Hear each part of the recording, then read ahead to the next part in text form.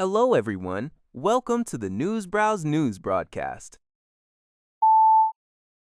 Al Jazeera reports on the 64th day of the Iran war, where U.S. President Donald Trump has rejected Iran's latest peace proposal, stating it includes demands he can't agree to.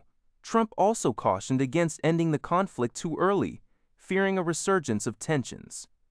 Concurrently, Washington has threatened sanctions on vessels paying tolls to Iran for transit through the Strait of Hormuz, indicating a stricter stance on maritime activities linked to Tehran. A recent Washington Post ABC News Ipsos poll revealed that 61% of Americans believe Trump's use of military force against Iran was a mistake. Meanwhile, in Iran, 14 soldiers were killed during demining operations, and Supreme Leader Mojtaba Khamenei urged an economic battle. The Islamic Revolutionary Guard Corps Navy announced new rules for waters near its coast.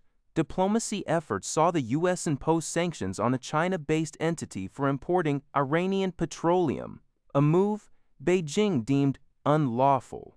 The State Department also approved over $8.6 billion in military sales to several Middle Eastern countries. In the U.S., Trump informed lawmakers that hostilities had ended, despite the continued presence of two aircraft carriers after the USS Gerald R. Ford departed. Lebanon also reported 12 deaths from Israeli strikes despite a ceasefire, with its parliament speaker accusing Israel of using the truce to intensify attacks.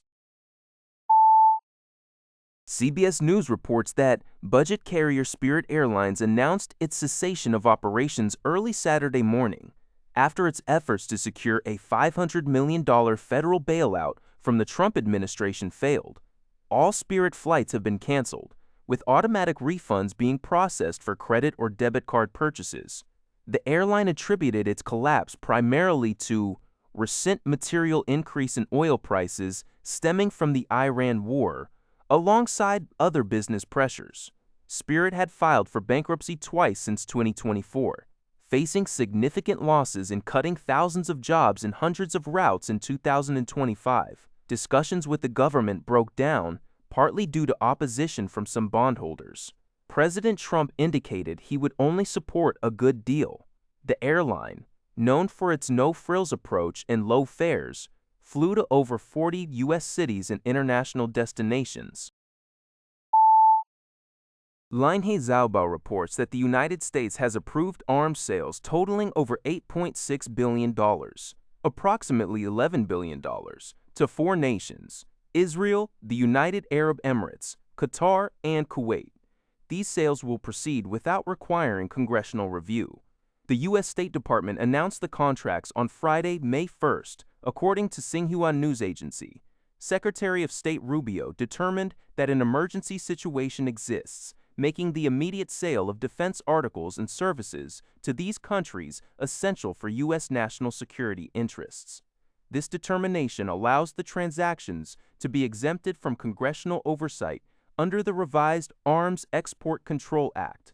The approved sales include $992.4 million, 60 safes for $10,800 for any Coordinated Warfare Command System for Kuwait, approximately $5 billion for Qatar, including 10,008 Advanced Precision Kill Weapon Systems for Israel, $2.5 billion for an Integrated Warfare Command System for Kuwait, approximately $5 billion for Qatar, including 10,008 Advanced Precision Kill Weapon Systems and Patriot Missile Defense System resupply services, and $147.6 million for Advanced Precision Kill Weapon Systems for the UAE. Cuban President Miguel Diaz-Canel has strongly criticized the latest round of U.S. sanctions against Cuba, describing them as a cruel genocidal blockade. According to Elena the Duronvat Sharkas Wirgo, Blockade for Shu, Diaz-Canel stated on social media that these measures expose the United States' moral bankruptcy and disregard for common sense among its own citizens and the international community. The Governor Park is God. Goss app and can support of the disgunner NEN.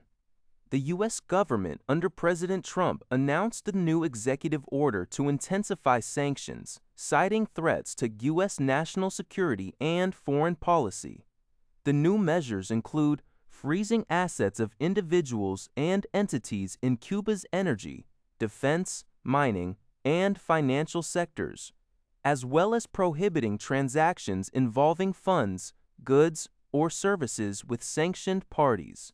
Foreign financial institutions linked to these entities also face potential sanctions, and associated individuals will be restricted from entering the U.S.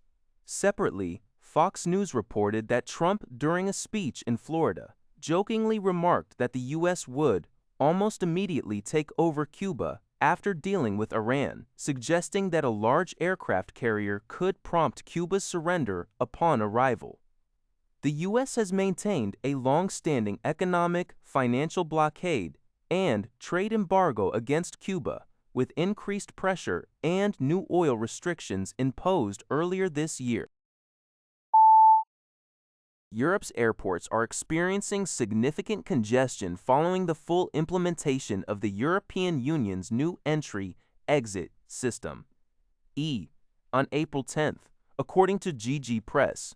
This system, designed to digitally manage travel history and prevent illegal stays by non-EU citizens on short visits, requires the registration and verification of biometric information such as fingerprints and facial images upon entry and exit.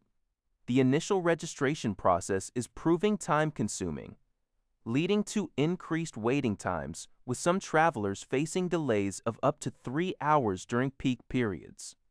For instance, on the system's full introduction day, 51 passengers bound for the UK from an unspecified airport missed their flights due to immigration delays. The BBC also reported approximately 30 travelers being stranded at Milan Airport for similar reasons.